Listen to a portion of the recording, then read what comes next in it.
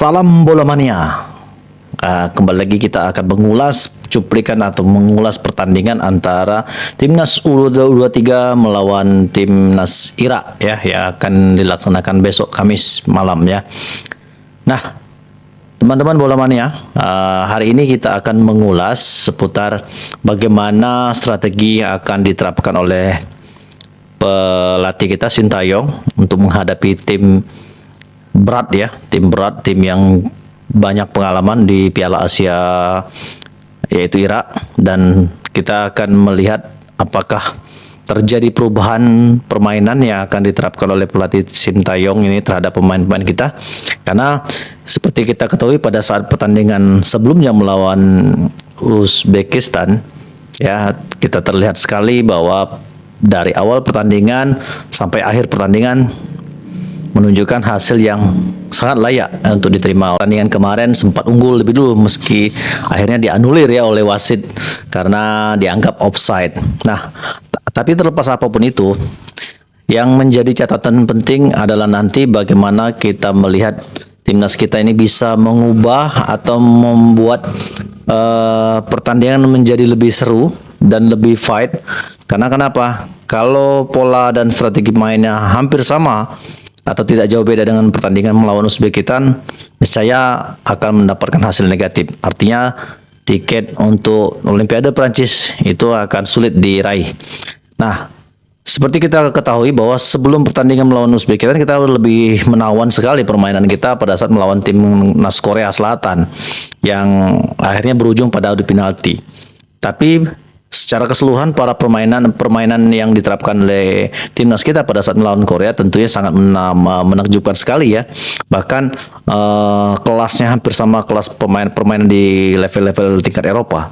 Tapi pada saat melawan Uzbekistan jauh sekali berbeda. Nah, ini yang kita tidak harapkan terjadi di pertandingan antara timnas kita melawan Irak. Karena kenapa? Karena secara statistik notabene kubu timnas Uzbekistan dengan Irak ini, kalau saya amati pada saat pertandingan kemarin tidak jauh berbeda. Cuman yang membedakan yaitu hasil ya. Hasil di mana Uzbekistan mampu mengalahkan timnas kita, sementara Irak mampu dikalahkan oleh timnas Jepang yang secara postur mirip-mirip juga dengan timnas kita. Makanya agak sedikit heran kenapa pada saat pertandingan kemarin justru kita tidak bisa berbicara banyak dalam menguasai bola atau membangun serangan. Nah, inilah yang akan kita ulas, dan saya memprediksi bahwa hasilnya nanti itu akan negatif ya. Karena apa? Karena dampak dari psikologis, karena bicara mentality para pemain timnas kita ini kayaknya masih belum terlalu teruji, belum begitu matang ya dalam menghadapi situasi pada saat pertandingan, dalam situasi menghadapi drama-drama yang terjadi sepanjang pertandingan. Seperti kita tahu pada saat kita ditekan, itu terlihat sekali permainan kita hilang atau ritme-ritme permainan yang diterapkan itu tidak berjalan dengan baik oleh pemain-pemain kita. Komunikasi antar lini, kemudian passing yang tidak pas, kemudian kontrol bola yang sangat-sangat lemah. Ini yang membuat akhirnya membuat hasil kita negatif. Nah, makanya saya melihat di sini mentality para pemain kita itu akan diuji pada saat pertandingan melawan Irak nanti. Karena apapun itu pasti akan terjadi drama-drama sepanjang pertandingan 90 menit pertandingan tersebut. Nah, makanya saya prediksi mentality timnas kita ini akan diuji, dan kalau tidak mampu mengatasi itu, niscaya hasilnya akan negatif. Apalagi pada saat nanti Irak mampu mencuri gol lebih dulu. Nah, ini saya pastikan itu hasilnya akan berakhir negatif. Nah, makanya saya melihat pertandingan nanti itu Indonesia harus cepat mengambil skema ofensif, artinya menyerang. Jangan defensif seperti yang diterapkan pada saat melawan Uzbekistan. Karena kalau terjadi lagi, maka ya tidak heran bisa hasilnya negatif ya. Bisa kalah kita. Bahkan saya memprediksi Indonesia bakal kalah tipis ya, 1-0. Kalau pertandingan itu nanti tidak jauh berbeda atau mungkin lebih baik. Sedikit lebih baik itu tidak menjamin hasil yang baik ya.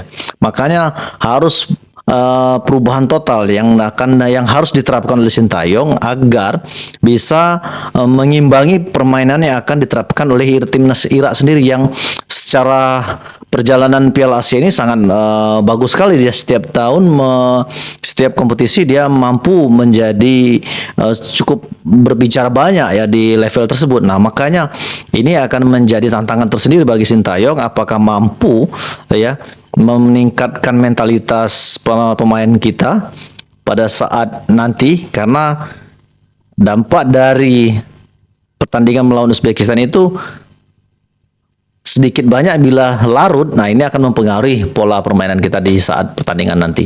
Nah, makanya kita berharap timnas kita tidak begitu larut ya dalam hasil negatif kemarin dan bisa mengatasinya, dan pada saat selama pertandingan itu timnas kita diharapkan ya bisa meredam emosi, menjaga konsentrasi sehingga tidak terpengaruh drama-drama yang terjadi, karena pasti kinerja wasit akan menjadi catatan, akan menjadi sorotan tajam ya bagi publik pencinta sepak bola, khususnya pada saat pertandingan kemarin ya, itu berkaca ke pertandingan sebelumnya melawan Uzbekistan.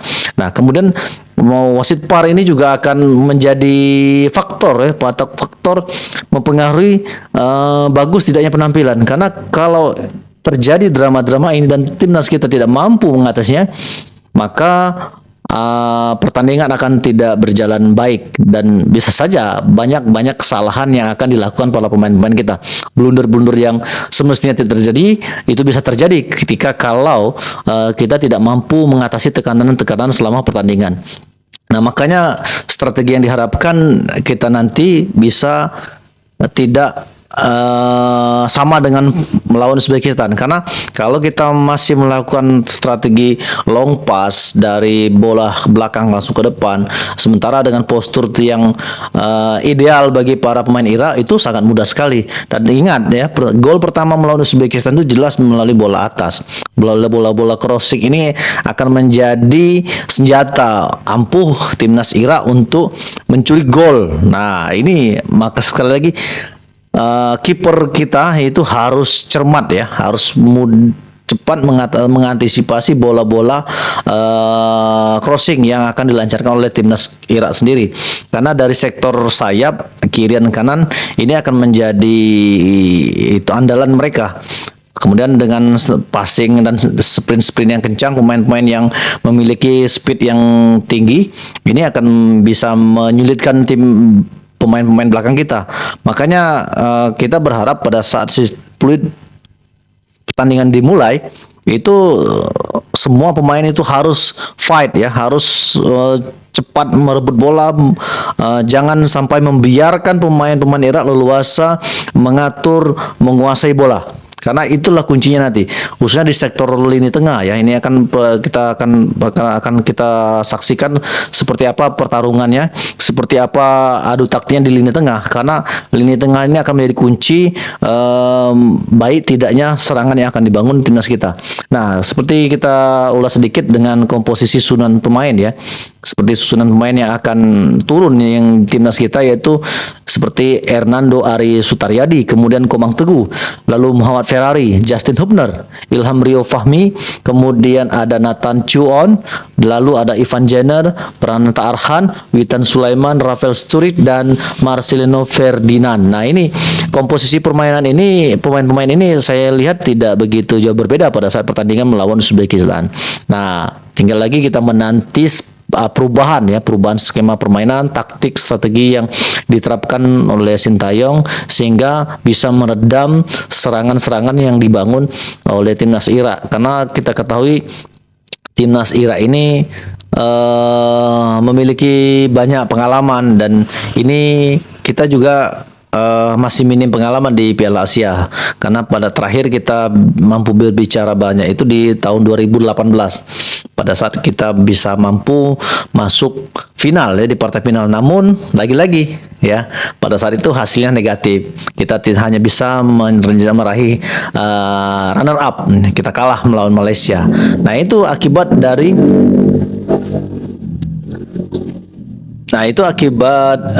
jadi itu akibat dari euforia yang terlalu berlebihan. Begitu juga pada saat pertandingan kemarin melawan Korea Selatan yang kita mampu berhasil mengalahkan tim unggulan ya Korea Selatan, dan ini menjadi larut sehingga mempengaruhi hasil pertandingan pada saat kemarin.